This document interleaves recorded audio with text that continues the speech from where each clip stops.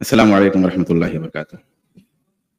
نحمده ونصلي على رسوله الكريم اما بعد فقد قال الله تبارك وتعالى في كلامه المجيد والفرقان الحميد اعوذ بالله من الشيطان الرجيم بسم الله الرحمن الرحيم واذا طلقتم النساء فبلغن اجلهن فلا تعذلوهن ان ينكحن ازواجهن اذا تراضوا بينهم بالمعروف ذلك يوعظ به من كان منكم يؤمن بالله واليوم الآخر ذلكم أزكى لكم وأطهر والله يعلم وأنتم لا تعلمون. صدر محترم فضیلت الشیخ ابو العاص وحیدی حفظہ اللہ، ناظم جلسہ شیخ ابو البیان حفظہ اللہ، اور اس پروگرام کے روح رواں برادرم کفایت اللہ سنابلی حفظہ اللہ، دیگر معزز علماء کرام اور حاضرین، بہت ہی منفرد عنوان ہے اور میرے خیال سے اس عنوان پر اس طرح کا پروگرام پہلی بار ہو رہا ہے. میرے اپنے علم کے مطابق میں کوشش کروں گا کہ ولی کے حوالے سے بنیادی باتیں، ظاہر سی بات ہے اس میں جو فقہی باتیں ہیں اور اس میں اور بہت ساری جو تفصیلات ہیں نہ تو یہاں پر اتنے کم وقت میں رکھنے مقصود ہیں اور نہ رکھی جا سکتی ہیں، لیکن موضوع کی ابتدا کے لیے ایک دو بنیادی باتیں نصوص کی روشنی میں کہنی ضروری ہیں. میں نے جو ابھی آیت پیش کی ہے وہ ولی کی شرعی حیثیت پر انتہائی اہم دلیل ہے، اور جتنے علماء نے ولی کی حیثیت پر قرآن مجید سے استدلال کیا ہے اس آیت کریمہ کا ذکر ضرور کیا ہے. اس میں ترجمہ اس طرح سے ہے کہ جب تم عورتوں کو طلاق دے دو اور وہ اپنے وقت کو پہنچ جائیں، اپنا ٹائم پورا کر لے، تو تم انہیں منع نہ کرو کہ وہ اپنے شوہروں سے نکاح کرے اگر بہتر طریقے سے، مناسب طریقے سے رضامندی ہے. یہ نصیحت کی جاتی ہے ہر اس شخص کو جو اللہ پر ایمان رکھتا ہے، آخرت پر ایمان رکھتا ہے، اور یہی زیادہ بہتر ہے، زیادہ پاکیزہ ہے. اللہ جانتا ہے، تم نہیں جانتے. مفہوم جو ہے اس آیت کا یوں ہے کہ ایک عورت کا طلاق ہو جاتا ہے. اب جب طلاق ہوتا ہے، جب جدائی ہوتی ہے، تو وہ دو خاندانوں میں انا کی ایک جنگ بن جاتی ہے. کیسے میری بہن کو طلاق دیا، کیسے میری بیٹی کو طلاق دیا، اس کو ہم سبق سکھائیں گے. اس ماحول میں طلاق ہو گئی ہے، اب تو جدائی ہو گئی، ٹائم پورا ہو گیا. اب افسوس ہو رہا ہے، بیوی کو بھی ہو رہا ہے، شوہر کو بھی ہو رہا ہے. اب دونوں چاہ رہے ہیں کہ پھر سے آ جائیں. تو بہت دفعہ تو یہ رشتے خاندان خراب کرتے ہیں. بہت دفعہ یہ رشتے اولیاء جن کو اللہ نے اختیار دیا ہے، جن کو ذمہ داری دی ہے، جن کو پاور دیا ہے، یہی لوگ رشتے خراب کرنے لگتے ہیں. نہیں، اب اس گھر میں ہماری بیٹی نہیں جائے، ہماری بہن اب وہاں نہیں جانے والی. عورت چاہتی ہے نہیں، تم کیسے جائیں گے؟ اپنی انا کا اور اپنی عزت کا مسئلہ بنا لیا. قرآن کہتا ہے مت روکو. اور اگر تم سمجھتے ہو کہ نہیں، دوبارہ نکاح نہ ہونا بہتر ہے، تو کہا اللہ زیادہ جانتا ہے، تم نہیں جانتے، مت روکو. سوال یہ ہے کہ یہ مت روکو کیوں؟ یہی پوائنٹ ہے. اس کو تھوڑا سا توجہ کی ضرورت ہے، کیونکہ اس میں تقریری انداز نہیں چل سکتا. اس میں توجہ کی بات یہ ہے کہ کہاں مت روکو انہیں نکاح کرنے سے. اس کا مطلب یہ ہوا کہ پہلے سے انہیں کوئی پاور ملا ہوا ہے. وہ پاور یہ ہے کہ گویا وہ روکنے کا اختیار رکھتے ہیں. کوئی لڑکی باپ کی مرضی کے بغیر، باپ کی اجازت کے بغیر اگر شادی کر رہی ہے خود سے، تو باپ کو یہ پاور ہے کہ اسے روکے، اور باپ کی اجازت کے بغیر وہ شادی نہیں کر سکتی. اسی لیے قرآن پاک نے اس اتھارٹی میں اصلاح کیا ان کے لیے، اور ان کو نصیحت کی کہ تم مت روکو. یہ استدلال ہے اور یہ دلیل ہے اس بات کی کہ ولی شرعی طور پر بہت حق رکھتا ہے. اسی طریقے سے اور کون سی عورت کے بارے میں؟ کنواری تو چھوڑیے، اس عورت کے بارے میں جس نے دنیا تھوڑی دیکھ لی ہے، جس نے گھر کا تجربہ کر لیا ہے، جس نے سماج کا ایک جائزہ لے لیا ہے، جس نے نیچ اوچ دیکھ لیا ہے، اس عورت کے بارے میں یہ تنبیہ کی جا رہی ہے کہ تم نہیں روک سکتے، مت روکو. مطلب اختیار یہاں بھی ہے. پھر جس عورت نے دنیا نہیں دیکھا ہے، جس عورت نے سماج نہیں دیکھا ہے، اس کے بارے میں کس قدر کا اختیار ہوگا. اور بھی آیتیں ہیں، میں بات آگے بڑھاتا ہوں. ایک نص ہے کہ اللہ کے رسول صلی اللہ علیہ وسلم فرماتے ہیں، حدیث ہے، ایما امرات نکحت بغیر اذن ولیھا فنکاحها باطل فنکاحها باطل فنکاحها باطل، کہ جو عورت خود سے شادی کر لے اپنی، اس میں ولی کی اجازت نہ ہو. اور ولی کی ایک ترتیب ہے، باپ بھی ولی ہوتا ہے، اصل تو باپ ولی ہے، بھائی بھی ولی ہو سکتا ہے، چچا بھی ولی ہو سکتا ہے، ماموں بھی ولی ہو سکتا ہے، بیٹا بھی ولی ہو سکتا ہے. ترتیبات ہیں ولی کی، لیکن اصل ولی باپ ہے. تو بغیر اپنے ولی کی اجازت کے اگر کوئی عورت خود سے اپنی شادی کرتی ہے تو اس کا نکاح باطل ہے، باطل ہے، باطل ہے. اور اس کا سیدھا سا مطلب ہے وہ زنا ہے. اس کا سیدھا سا مطلب ہے وہ زنا ہے. اگر حکومت ہوگی، اسلامی حکومت ہوگی، اسلامی عدلیہ ہوگی، تو اس طرح کی شادی کو بالکل کٹ کر دے گی. یہ مطلب ہے. اب آئیے، خلاصہ یہ ہوا کہ ولی کے بغیر نکاح نہیں ہوگا. ولی کے بغیر نکاح نہیں ہوگا، یہ لڑکی کے لیے شرط ہے. اور اس بات پر علماء شوافع، علماء مالکیہ، علماء حنابلہ کا اتفاق ہے. فقہ حنفی میں یہ بات ہے کہ کرنا تو نہیں چاہیے، لیکن اگر کر لیا ہے تو ہو جائے گی.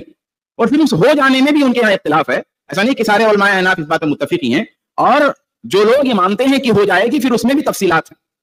تو یہ ایک بات تھی کہ اس کی بنیاد کیا ہے قرآن و حدیث میں.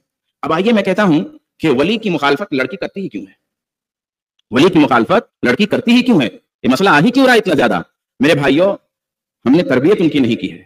ہم نے اس کی تربیت رسول اللہ کی محبت پہ نہیں کی ہے, ایمان اور اسلام کے عقیدے پر نہیں کی ہے, صحابہ کی سیرت پہ نہیں کی ہے. محبتوں کا کوئی رشتہ اس کے اندر ہے ہی نہیں, اس کے اندر کچھ ایسا ہے ہی نہیں کہ وہ کھو رہی ہے, اس کا کچھ جا رہا ہے. وہ آپ کے گھر میں ہے, دوسرے گھر میں جا رہی ہے, اس گھر میں بھی وہی کچھ ہے, اس گھر میں بھی وہی کچھ ہے, اس گھر میں بھی اللہ و رسول کا ذکر نہیں ہے, اس گھر میں بھی اللہ و رسول کا ذکر نہیں ہے, اس گھر میں بھی محبت کے گلاب نہیں کھل رہے ہیں, وہ گھر بھی ویران ہے, اس گھر میں بھی ایمان و اسلام کی ریت اڑ رہی ہے, اس گھر میں بھی دھول اڑ رہی ہے. تو اس دہلیز کو پار کر کے اس دہلیز میں جانا اس کے لیے کون سی مشکل بات ہے؟ اگر ہم نے گھر کا ماحول سیرت صحابہ پہ بنایا ہوگا, اگر صحابہ کی عظمتیں اس کے دل میں ہوتی, اگر نبی کی محبتیں اس کے دل میں ہوتی, اگر اسلام کا عقیدہ اس کے سینے میں ہوتا, اگر نقطۂ توحید اس کے دل میں دھڑک رہا ہوتا, تو وہ دیکھتی کہ میں اگر دہلیز پار کر رہی ہوں, میرا دل ٹکڑے ٹکڑے ہو رہا ہے, میں گھر پار کر رہی ہوں, میرے ریشے ریزہ ریزہ ہو رہے ہیں, میں گھر پار کر رہی ہوں, میرے دماغ کا اور میرے بدن کا ایک ایک لہو آگ بن رہا ہے, میں کیسے جاؤں؟ ہم نے تربیت نہیں کی.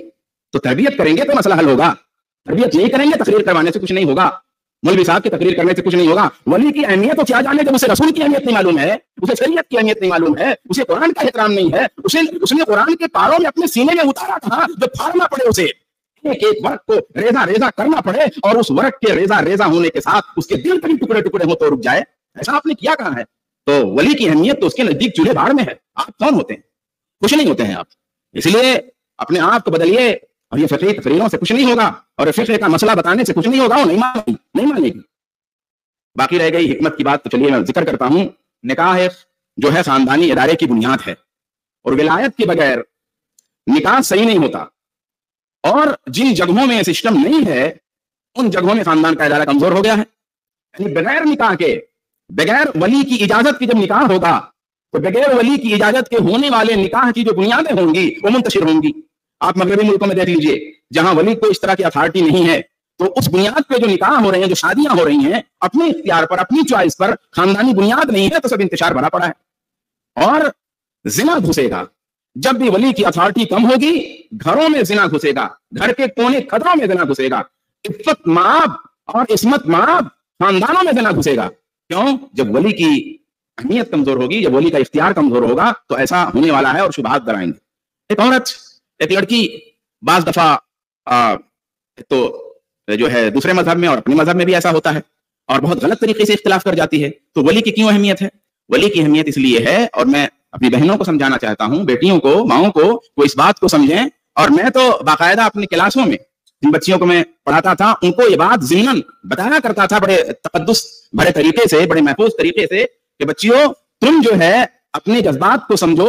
زندگی کے اندر ایسے موڑ آتے ہیں جب ہمیں صحیح اور غلط کی تمیز نہیں ہوتی ہے. ایک نصیحت یاد رکھنا, اور جب اس طرح کے موڑ آئیں تو اپنے اولیاء کو رسوا مت کرنا. اپنی بات اگر کہنی ہے تو سلیقے سے کہہ دینا.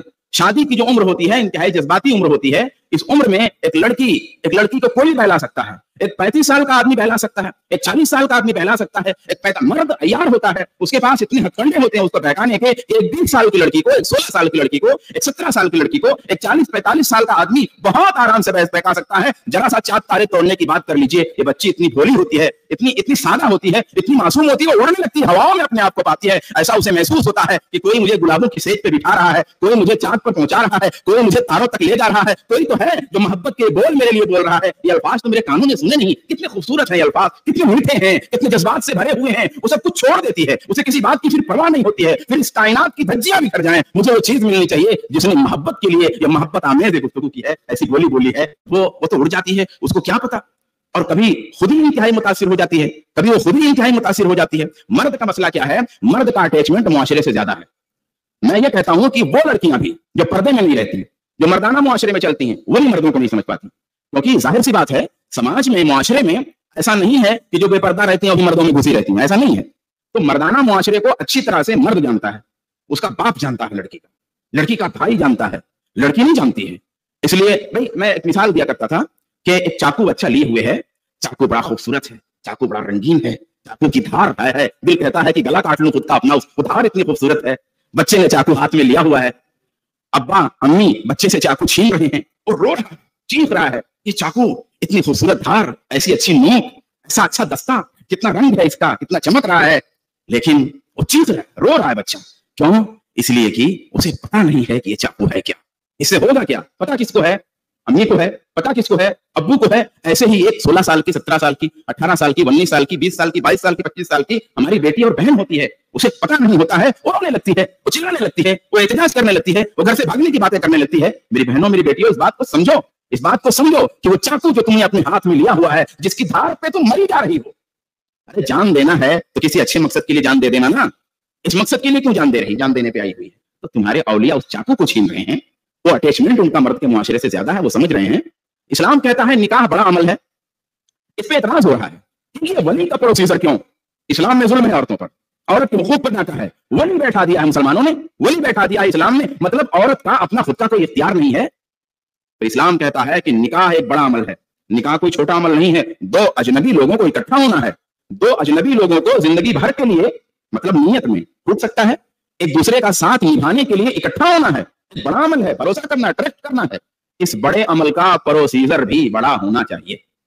اس بڑے عمل کا پروسیجر بھی بڑا ہونا چاہیے. اسلام پروسیجر جب بتاتا ہے کہ اس عورت تک پہنچنے کے لیے اس عورت کے ولی سے بات کرنی پڑے گی. ہماری بیٹی، ہماری بہن اتنی آسان نہیں ہے کہ تم راہ چلتے ہوئے اسے شادی کے لیے پرپوز کر دو. نہیں، ہمارے آداب کے خلاف ہے، ہمارے عرف کے خلاف ہے، ہماری عزت کے خلاف ہے، ہماری غیرت کے خلاف ہے. نہیں، ہماری بیٹی تک پہنچنے کے لیے، ہماری بہن تک پہنچنے کے لیے تمہیں ایک پروسیجر سے گزرنا ہے. اتنی آسان نہیں ہے ہماری بہن بیٹیاں. تم کو اپنے اس کے باپ تک جانا ہے، اس کے بھائی تک جانا. اور اگر تم کسی عورت کو لانا چاہتے ہو، تم کتنے بزدل آدمی ہو، تم اس لڑکی کو پرپوز کیے بیٹھے رہے ہو. اس لڑکی کو سمجھنا چاہیے کہ کتنا بزدل آدمی ہے، میں کیوں اس کے ساتھ جاؤں جو میرے باپ سے بات نہیں کر سکتا، میرے بھائی سے بات نہیں کر سکتا، میرے خاندان سے گفتگو نہیں کر سکتا، میرا پروسیجر نہیں دیکھ سکتا، میری آبرو کا لحاظ نہیں کر سکتا. اسے اس بات کی پرواہ نہیں ہے، میری رسوائی کی پرواہ نہیں ہے کہ اگر میں اس کے ساتھ جاتی ہوں تو دنیا میرے اخلاق پر کتنی کیچڑ اچھالے گی، دنیا کیا کیا کہے گی کہ یہ فلاں لڑکی ہے، فلاں عورت ہے، اس طرح سے آئی ہوئی ہے، اس کو میری آبرو کا خیال نہیں ہے، میں کیوں جاؤں اس کے ساتھ. یہ لڑکیوں کو سوچنا چاہیے. پروسیجر اسلام نے رکھا. ولی پر پہنچنا ہے. آج دنیا میں چھوٹی چھوٹی چیزوں کے لیے پروسیجر ہے. پرائم منسٹر سے ملنا ہے، پروسیجر ہے. جس تک پہنچنا ہے، پروسیجر ہے. بڑا کام کرنا ہے، اتنی ساری فائلنگ کرنی ہے. آج چھوٹے چھوٹے کاموں کے لیے اتنے پروسیجر ہیں، اور نکاح جیسے بڑے عمل کے لیے اگر اسلام نے کوئی پروسیجر رکھا ہوا ہے تو اس پہ اعتراضات کی بوچھار ہو رہی ہے. یہ سمجھنے کی بات ہے. اب یہ کورٹ میرج کیا صاحب؟ کورٹ میرج اصل میں حقیقت میں تو ہوتا نہیں ہے. کورٹ میرج کی بات وہیں آتی ہے جب ولی سے اختلاف ہوتا ہے، اور جس نے ولی سے اختلاف کر لیا اسے کسی بات کی شرعی حیثیت ہونے اور نہ ہونے کا کیا ادراک ہے، جیسا کہ میں نے شروع میں کہا. لیکن اگر ولی موجود ہے، ولی کی رضامندی ہے تو فقہی ناحیے سے کورٹ میرج درست ہوگی. اور اگر ولی مین فیکٹر ولی ہے اور اگر ولی رضامند نہیں ہے تو پھر کہاں کا کورٹ میرج. اب اس کے بارے میں زیادہ نہیں، یہ تو سمجھنے کی بات ہے، یہ قانونی بات بہت زیادہ بولنے کی نہیں ہے، بہت سیدھی سی بات ہے. تو یہ بہت کلیئر ہے. اس کی کچھ فقہی نوعیتیں ہیں، میں اس پہ نہیں جانا چاہتا. اب جو ہے ایسے موقع پر لبرل سامنے آ جاتے ہیں جو اسلام کے مخالف ہیں، اور وہ بتانے لگتے ہیں کہ لڑکیوں کے کتنے حقوق ہیں اسلام میں. دیکھیے لڑکیوں کے، لڑکے کے لیے دیکھیے نہیں ہے، لیکن لڑکی کے لیے دیکھیے ہے. تو بڑا اعتراض شروع ہو جاتا ہے. میں کہتا ہوں ارے بھائی، یہ جو حقوق تم لڑکیوں کے بتا رہے ہو نا، ایک ماں اپنی بیٹی کی جدائی پہ چیخ رہی ہے، ایک ماں دیکھ رہی ہے، ایک باپ دیکھ رہا ہے کہ میری بیٹی کو بہلا پھسلا کر چوراہے کا چھچورا لے کے جا رہا ہے، جس کی سماج میں کوئی آبرو نہیں ہے، جس کی کوئی عزت نہیں ہے. میری بیٹی پھولوں جیسی میرے گھر میں رہتی تھی، کتنی آبرو مند تھی، کتنی باعزت تھی، کتنی باغیرت تھی. میں، میرا خاندان، میرے رشتے دار سب کتنے باعزت لوگ تھے. ایک چھچورا اپنی چھچور پن میں ایک معمولی آدمی میری بیٹی کو لے کے جا رہا ہے. سب چیخ پڑتے ہیں. کیوں چیخ پڑتے ہیں؟ محبت ہے بیٹی سے. اگر تمہیں بیٹیوں کے حقوق بتانے تھے اتنے زیادہ تو اس وقت بتاتے جب باپ اپنی بیٹی کے کھلونے کے لیے اپنی جان کی نذرانے دے رہا تھا. تب بتانا تھا کہ دیکھو یہ محبت سنبھال کے کرنا، چرندوں پرندوں جیسی محبت کرنا، اس سے کم کرنا، ضرورت سے زیادہ محبت نہ کرنا اپنی بیٹی کے ساتھ. اپنی بیٹی کی ضرورتوں کے لیے نہیں، اپنی بیٹی کی آرائشوں کے لیے اپنی ضرورت قربان کر رہا ہے ایک باپ زندگی بھر. اپنی بیٹی کے کپڑے کے لیے، اپنی بیٹی کو مسکراتا دیکھنے کے لیے، اپنی بیٹی کی فرمائشوں کو پورا کرنے کے لیے اس کی محبت میں وہ پاگل ہوا جا رہا تھا، دیوانہ ہوا جا رہا تھا. ارے اس کی بیوی شکایت کرتی ہے کہ دوسرے کی بیٹی کو لائے ہو، اتنے شان سے نہیں رکھتے. اپنی بیٹی کے لیے آنسو بہا رہا ہے کہ کہا جائے گی میری بیٹی اپنی بیٹی کے لیے لاڈلی بنا کے رکھا ہے، میں بھی تو کسی کی بیٹی. ایسی محبت، ایسی دیوانگی، ایسا پاگل پن اس باپ کو سکھایا کیوں تھا؟ ابھی تک تو سکھا رہے تھے بیٹی پھول ہوتی ہے، باپ اس کے لیے قربان ہوتا ہے. اب جب باپ کی باری آئی ہے تو بیٹی کے حقوق پتہ نہیں چلے. پہلے بتانا تھا نا، پہلے بتا دیتے تو سبل کی محبت کرتے. تو میرے بھائیوں، یہ منافقت ہے، اور منافقت یہ خالی لبرلزم میں نہیں ہے، ہمارے پورے سماج میں بھری پڑی ہے. ہم بحیثیت قوم منافق قوم ہیں. آئیے میں اپنی آخری بات کی طرف چلتا ہوں. اب ولی کے تو ہیں اختیار، مگر لڑکی کا بھی کچھ اختیار ہے کہ نہیں ہے، یہ پہلو بتانا ضروری ہے. تو لڑکی کا بھی اختیار ہے.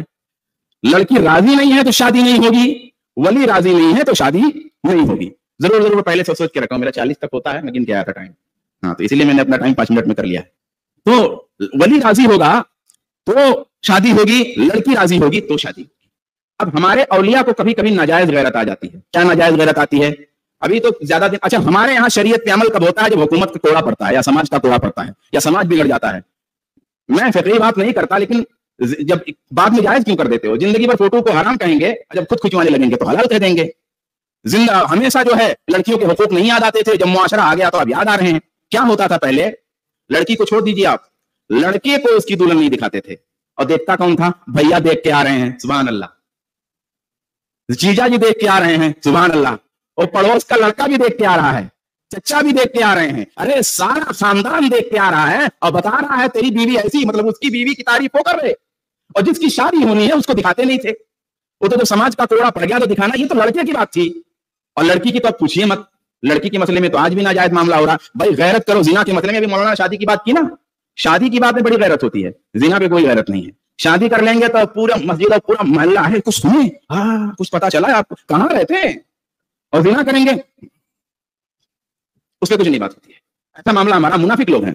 تو یہ لڑکی کا مسئلہ ہے تو غیرت میں آ جاتے ہیں. ارے بھائی میری بہن ہے، میں تو ابھی جلدی کلاس میں بتایا بچوں کو کہ دیکھیے آپ کی بہن ہے، میری بہن ہے، آپ کی بیٹی میری بیٹی ہے. بات کیجیے بیٹی سے اپنے، بات کی جس محبت سے دیگر باتیں کرتے تھے نا، اسی محبت سے. اب یہاں اس کی زندگی کا سوال ہے، اس کی زندگی کے سوال پہ ایک بار آپ بات کرو، آپ سمجھ جاؤ گے. اس کی خاموشی سے بھی سمجھ جاؤ گے. خاموشی دو طرح کی ہوتی ہے. ایک خاموشی ایسی ہوتی ہے نہیں میں بات نہیں کروں گی، اور مسکراہٹ آ رہی ہے، سمجھ گئی نہیں بیٹی کا دل ہے لیکن شرما رہی ہے. لیکن اگر اس کا چہرہ اترا ہوا ہے، ارے اترے ہوئے چہرے کے ساتھ اور آنکھوں سے نکلنے والے آنسوؤں کے ساتھ تم کون سی شادی کر رہے اپنی بیٹی کی؟ جنازہ لے کے جا رہے ہو کہ شادی کر رہے ہو؟ یار کیسی غیرت ہے؟ کون سی غیرت ہے؟ یہ جھوٹی غیرت ہے، یہ بیوقوفانہ اور احمقانہ غیرت ہے. اس سے باز آئیے. اللہ کے رسول صلی اللہ علیہ وآلہ وسلم فرماتے ہیں لا تنكح الأيم حتى تستأمر ولا تنكح البكر حتى تستأذن. قالوا یا رسول اللہ وكيف إذنها؟ قال أن تسكت. کہ بغیر اجازت کے اس کی شادی نہیں کر سکتی. یہاں تک کہ ولی اگر ظلم کرتا ہے، یہاں تک کہ ظلم کرنے والا باپ بھی ہے اور باپ بھی جبر کرتا ہے، اور عدلیہ ہے، اسلامی عدلیہ ہے، وہاں جا کر کے وہ لڑکی نکاح توڑوا سکتی ہے، جبر نہیں کر سکتا. یہاں تک کہ اس کا جو پاور ہے اور اس کا جو اختیار ہے، سلطان اس اختیار کو رد کر دے گا. سماج اتنا مضبوط ہونا چاہیے. یہ دونوں پہلو ہیں، دونوں پہلو ہیں. ولی کو اختیار ہے، لڑکی کو بھی اختیار ہے. تو میں کہنا چاہتا تھا کہ اس مسئلے کو یہ ساری بات کہنے کے بعد پریکٹیکل میں کیسے لائیں گے، نافذ کیسے کریں گے؟ باتیں تو بڑی اچھی ہیں، نافذ کیسے کریں گے؟ قوت نافذہ ہے ہمارے پاس، تھوڑا ہے ہمارے پاس، پاور ہے، قانون ہے، کچھ نہیں ہے. تو ایک ہی بات ہے، وہی ایمان اور عقیدہ اور تربیت، وہی ہمارے ہاتھ میں ہے. تو جو ہمارے ہاتھ میں وہ کام کرو میرے بھائی. ہمارا معاملہ یہ ہوتا ہے نا کہ ستارے چاند پہ پہنچنے کی طاقت نہیں ہے. ارے چاند پہ پہنچنا چاہیے مولانا، چاند پہ پہنچنے کے کچھ بتائیں طریقے. ارے نماز پڑھنے کی طاقت ہے، آ کے نماز پڑھ مسجد میں، جس کی طاقت ہے وہ کرو. تو یہ اصل مسئلہ ہے. اللہ تبارک و تعالیٰ سے دعا ہے کہ اللہ تبارک و تعالیٰ مجھ کو، آپ کو، سب کو سمجھنے کی اور عمل کرنے کی توفیق عطا فرمائے. آمین ثم آمین یا رب العالمین. وآخر دعوانا الحمدللہ رب العالمین.